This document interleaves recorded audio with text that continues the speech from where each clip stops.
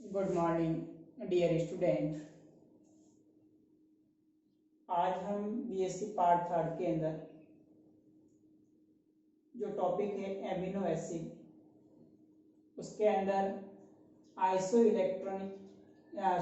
Electric जो point है, समविभव बिंदु, इस पर हम डिस्कस करेंगे।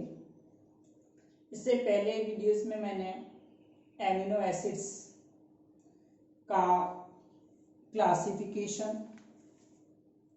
और एमिनो एसिड की क्या संरचना होती है, उसकी स्टीरियोकेमिस्ट्री और एसिड बेस बिहेवियर पर डिस्कस किया था। नेक्स्ट आज हम एमिनो एसिड्स के अंदर सवाल पूछा जाता है, आइसो इलेक्ट्रिक पॉइंट क्या होता है, समविभव बिंदु क्या होता है। देखिए, जब हम किसी पदार्थ जलीय विलयन में से विद्युत धारा प्रवाहित करते हैं तो उस विद्युत अपघटे के आयन होते हैं वो विपरीत आवेशित इलेक्ट्रॉन की ओर गमन करते हैं। इसी प्रकार एमिनो एसिड्स जो होते हैं उनका जो विलयन होता है उस पर विद्युत विभव हम लगाते हैं, विद्युत धारा प्रवाहित करते हैं, तो एक निश्चित पीएच पर वो किसी भी इलेक्ट्रॉन की ओर उनका गमन नहीं होता है।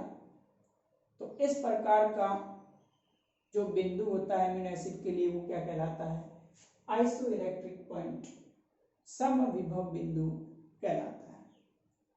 देखिए, विलयन का वह पीएच जिस पर विद्युत विभव लगाने पर कोई एमिनो एसिड किसी भी इलेक्ट्रोड की ओर गमन नहीं करता, अर्थात अप्रभावित रहता है, समविभव बिंदु कहलाता है।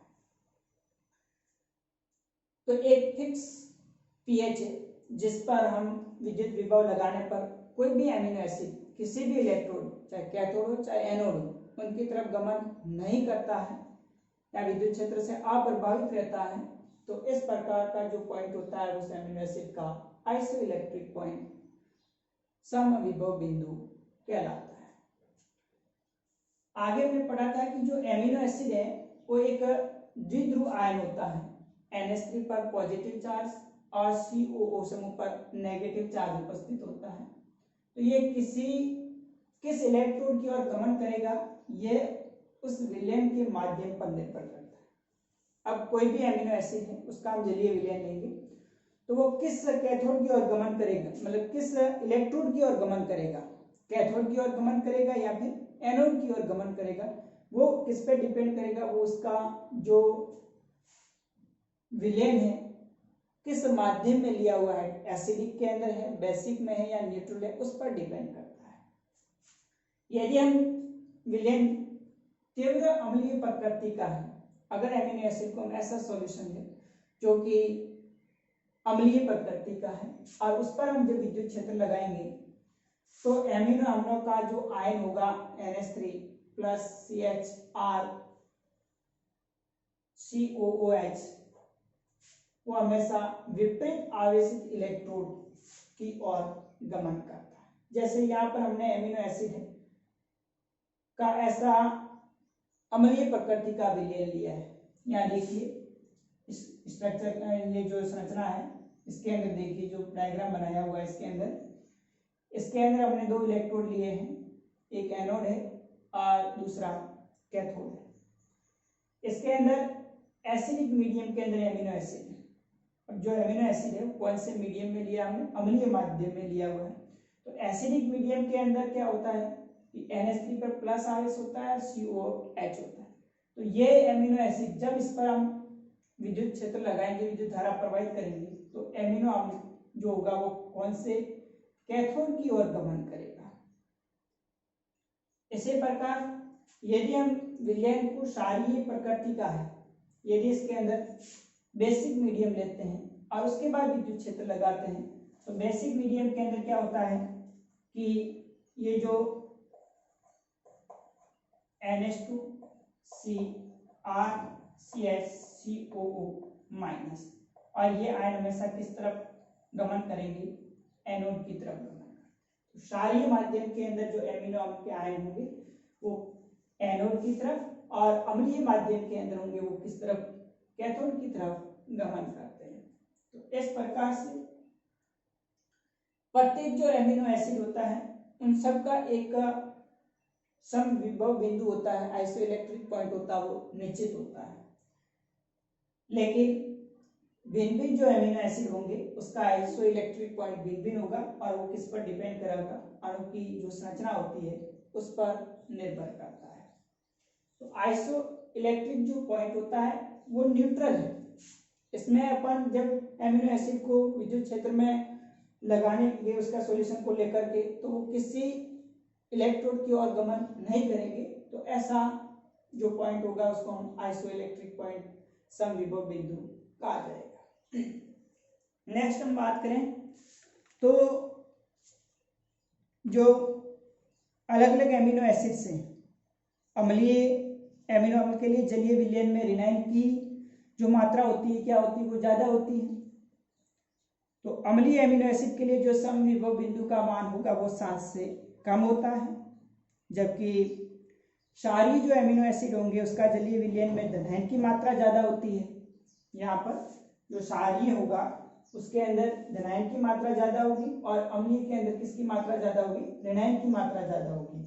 तो इस कारण से क्षारीय माध्यम के अंदर धनायन की मात्रा अधिक होने के कारण वो किस इलेक्ट्रोड की तरफ गमन करेंगे, विपरीत आवेशित इलेक्ट्रोड की ओर। इस कारण से उनका जो पीएच होता है वो 7 से अधिक होता है। और उदासीन जो एमिनो एसिड होंगे उसके लिए जो पीएच होगा उसकी वैल्यू 7 के आसपास होगी या 7 होती है, और समविभव बिंदु का मान भी 7 से कम होता है। इस प्रकार से अम्लीय जो एमिनो एसिड होंगे उसके लिए समविभव बिंदु का मान जो होगा वो 7 पीएच से कम होगा, अर्थात लगभग 5 के आसपास होता है। क्षारीय जो एमिनो अम्ल होंगे उनके जलीय विलयन में जो समविभव बिंदु का मान होगा वो 7 से अधिक होगा, अर्थात 10 तक होता है, और उदासीन होते हैं उनका 7 के आसपास होता है। तो देखिए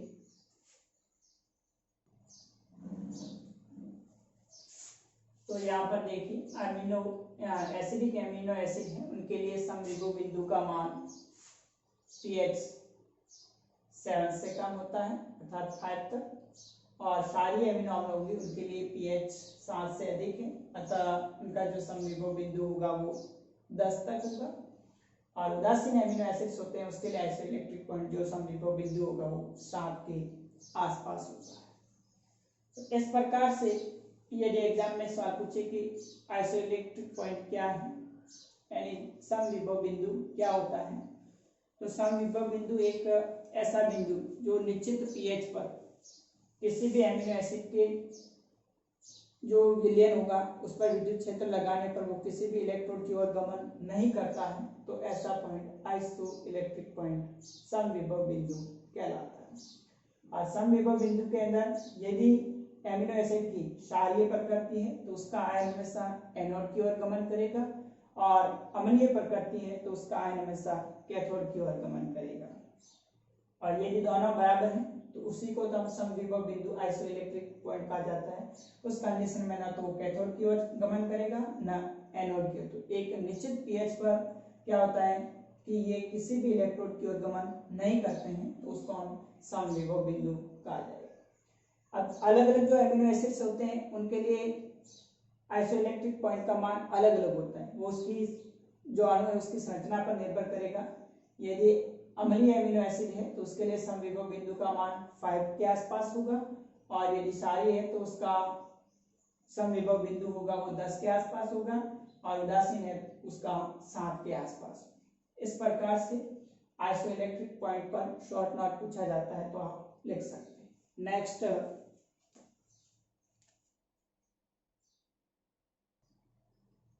नेक्स्ट है इलेक्ट्रोफोरेसिस, विद्युत कण संचलन क्या होता है। तो हमने बात की थी आइसोइलेक्ट्रिक पॉइंट की, और दूसरा है इलेक्ट्रोफोरेसिस, विद्युत कण संचलन क्या होता है, इस पर भी शॉर्ट नोट पूछा जाता है। तो इलेक्ट्रोफोरेसिस विद्युत कण संचलन है वो एक मेथड है जिसके आधार पर विभिन्न एमिनो एसिड्स के जो मिश्रण होते हैं उनमें से उनका पृथक्करण किया जाता है। तो इलेक्ट्रोफोरेसिस विद्युत कण संचलन के द्वारा एमिनो एसिड के मिश्रण का पृथक्करण किया जाएगा। इसमें क्या करते हैं कि जो एमिनो एसिड्स होते हैं उसके मिश्रण को हम लेते हैं। यहाँ पर एमिनो एसिड का मिक्सर लिया, उसका एक डब्बा, इधर दोनों तरफ, एक तरफ कैथोड और दूसरी तरफ एनोड। उसको हम पहले विद्युत विभव नहीं लगा रहे हैं। ये बफर सॉल्यूशन से भीगा फिल्टर पत्र है। उसके बाद जैसे ही हम विद्युत विभव लगाएंगे तो विद्युत विभव लगाने के बाद में क्या होगा कि ये जो एमिनो एसिड का जो मिक्सर का यह धब्बा आपने लगाया था, ये हमेशा विपरीत आवेशित इलेक्ट्रोड की तरफ इनका जो आयन है वो गमन करेंगे। तो इस प्रकार कुछ एमिनो एसिड होंगे वो कैथोड की तरफ, तो कुछ एमिनो एसिड है वो एनोड की ओर गमन करेंगे। इस प्रकार से जो अपन देख रहे ओरिजिनल जो पॉइंट था, मूल जो इसका धब्बा था, उससे दोनों तरफ जितना भी प्रकार का एमिनो एसिड का अपन ने मिक्सर लिया वो सारे के सारे पृथक हो जाएंगे। तो यहाँ पर देखिए एमिनो एसिड के विलयन को अम्लीय व क्षारीय करने से ये धनायन व ऋणायन के रूप में होते हैं, तब इनकी विलेयता बढ़ जाती है। अपन ने बात की थी सम इलेक्ट्रिक पॉइंट की, सम विभव बिंदु की। तो उसके अंदर क्या था कि एक निश्चित पीएच पर एमिनो एसिड किसी भी इलेक्ट्रोड की ओर गमन नहीं करता था, लेकिन जैसे हम विलयन वो एसिडिक या बेसिक लेते हैं तो क्या होगा, यहाँ धनायन और ऋणायन जो होंगे उसकी मात्रा है वो बढ़ जाएगी, उससे उसकी विलेयता भी बढ़ेगी। तो जो जितना ज्यादा आयन बनेगा, जैसे धनायन बढ़ता है तो वो धनायन हमेशा किसकी तरफ, एनोड की तरफ, और ऋणायन जो होगा एमिनो एसिड का वो किसकी तरफ, कैथोड की तरफ, सॉरी एनोड की तरफ गमन करेगा, और एमिनो एसिड का जो धनायन होगा वो कैथोड की ओर गमन करेगा। यानी जो उनके आयन होते हैं वो विपरीत आवेशित इलेक्ट्रोड की ओर गमन करेंगे, जिससे क्या होगा कि जो भी एमिनो एसिड होंगे वो सारे के सारे क्या हो जाएंगे, अलग अलग हो जाएंगे।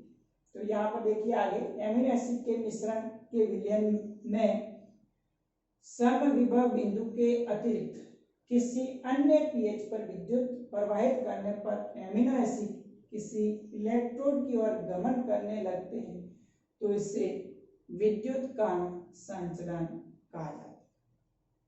तो जो एमिनो एसिड का मिश्रण होगा उसके विलयन में समविभव बिंदु के अतिरिक्त किसी अन्य पीएच पर जब उनमें से हम विद्युत धारा प्रवाहित करेंगे तो एमिनो एसिड जो होंगे वो किसी इलेक्ट्रोड की ओर, यहाँ तो फिर कैथोड या फिर एनोड की ओर गमन करने लगते हैं, तो इसको हम विद्युत कण संचलन कहा जाए।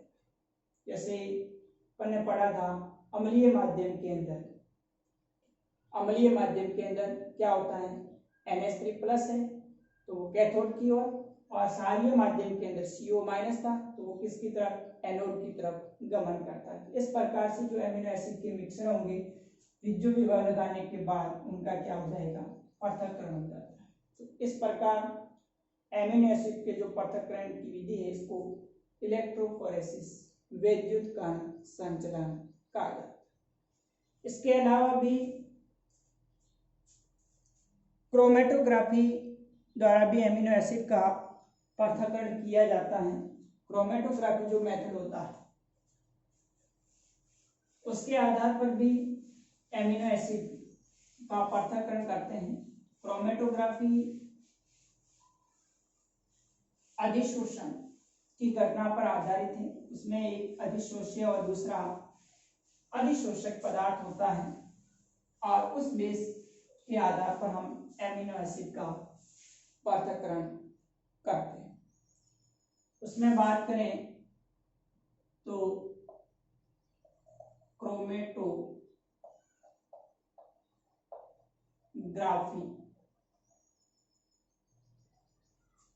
द्वारा एमिनो एसिड का पृथक्करण, उसमें पेपर क्रोमेटोग्राफी।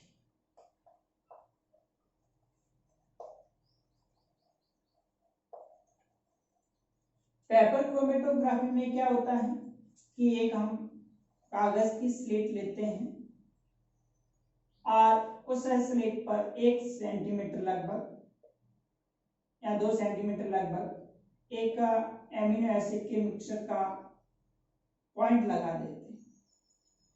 इस पेपर को हम एक जार लेते हैं जिसके अंदर कुछ सॉल्वेंट होते हैं और इस जार के अंदर इस पेपर की स्लेट को हम उल्टा लटका देते हैं।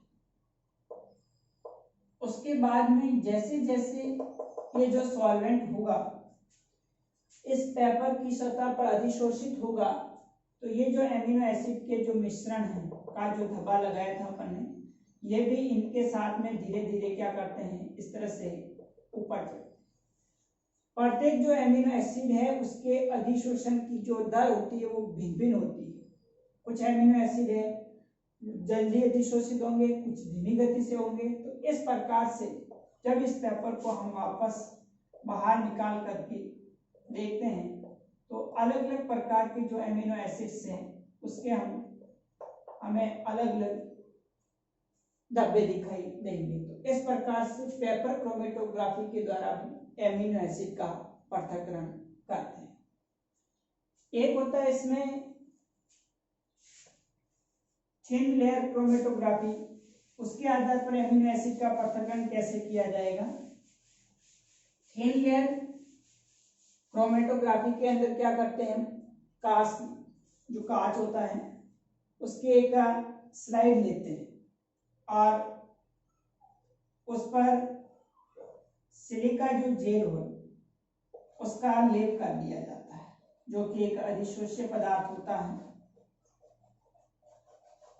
इस प्रकार से हम एक सिलिका जेल की पतली लेयर चढ़ा देते हैं। उसके बाद में इस के लगभग 1 सेंटीमीटर पर जो एमिनो एसिड मिश्रण उसका एक पॉइंट लगा देंगे केस नलिका के द्वारा और इस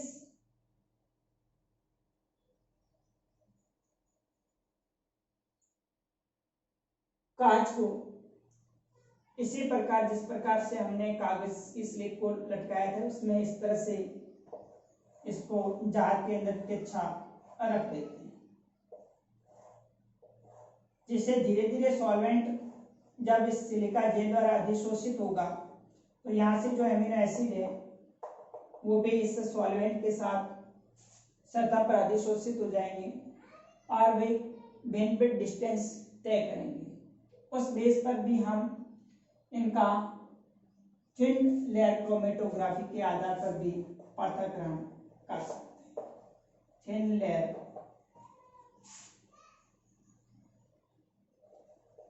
क्रोमेटोग्राफी।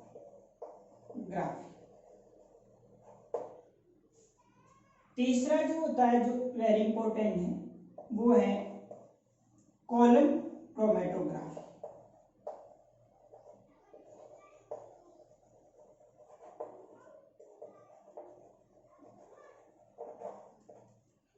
कॉलम क्रोमेटोग्राफी में क्या होगा, इसके अंदर एक हम ब्यूरेट लेते हैं और उस ब्यूरेट के अंदर सिलिका जेल भर दिया जाता है।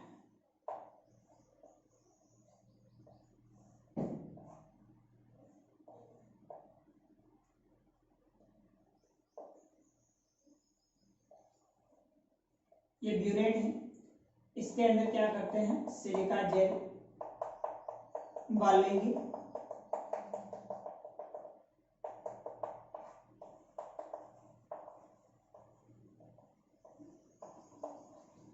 और उसके बाद में इसके ऊपर से हम जो एमिनो एसिड होंगे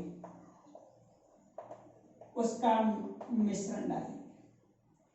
जिस एमिनो एसिड सिलिका जेल द्वारा अधिशोषण की ज्यादा दर होगी वो पहले अधिशोषित हो जाएगा, जिसके एडिशोषण की दर कम होगी वो धीरे होगा। तो जिसके एडिशोषण की दर है कम है वो इजीली सिलिका जेल में से होता हुआ नीचे आ जाएंगे, जिसको हम बीकर में लेकर के अलग कर लेंगे।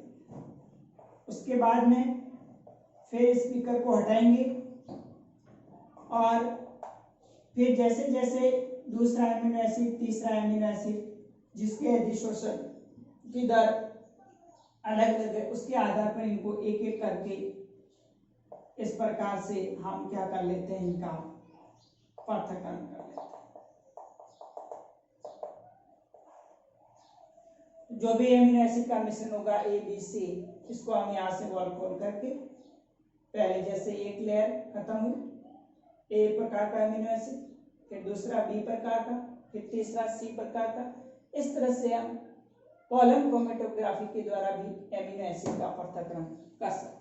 तो एग्जाम में अगर सवाल पूछा जाए कि क्रोमेटोग्राफी मेथड द्वारा एमिनो एसिड का पृथक्करण कैसे किया जाता है, तो इसमें तीन method, paper chromatography, thin layer chromatography और तीसरा column chromatography.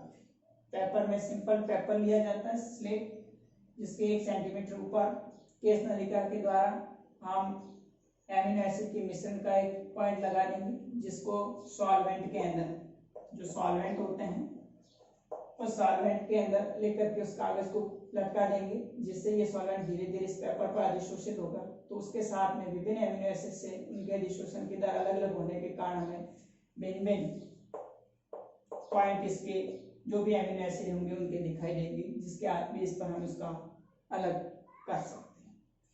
Thin layer chromatography में यहाँ पर पेपर की जगह एक कांच की स्लेट लेंगे अपन और उसके ऊपर सिलिका जेल का लेप कर दिया जाता है, और इस सिलिका जेल के लेप के बाद में फिर उसको उचित जो सॉल्वेंट विलायक होते हैं, ether, ethanol, isopropyl alcohol, petroleum, उनके अंदर उसको रख दिया जाता है, जिससे धीरे धीरे सॉल्वेंट जब इस सिलिका जेल की सतह पर अधिशोषित होगा तो जो एमिनो एसिड का जो पॉइंट लगाया था उसके विभिन्न मिश्रण जो होंगे, मिश्रण में से विभिन्न जो एमिनो एसिड होंगे वो धीरे धीरे सतह के साथ में ऊपर चढ़ेंगे, और फिर इसको हम बाहर निकाल करके देख सकते हैं कि इनमें कितने प्रकार के एमिनो एसिड उपस्थित है। और तीसरा कॉलम क्रोमेटोग्राफी के अंदर ब्यूरेट के अंदर सिलिका जेल भर करके फिर उसके ऊपर से हम एमिनो एसिड का मिश्रण प्लस सॉल्वेंट डालेंगे।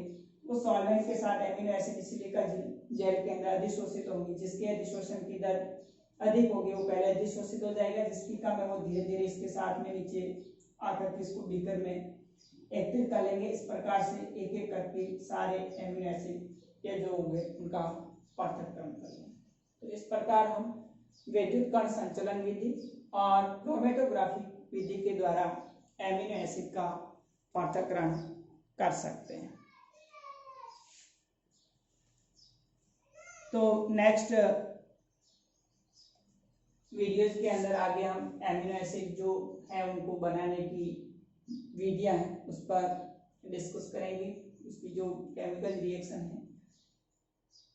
आज के इस वीडियो इम्पोर्टेंट है क्योंकि इसमें से आपके सवाल में एक सवाल पूछा जाएगा, या तो विद्युत कण संचलन विधि, या फिर क्रोमेटोग्राफी के द्वारा एमिनो एसिड का पृथक्करण, या फिर समविभव बिंदु क्या होता है आइसोइलेक्ट्रिक।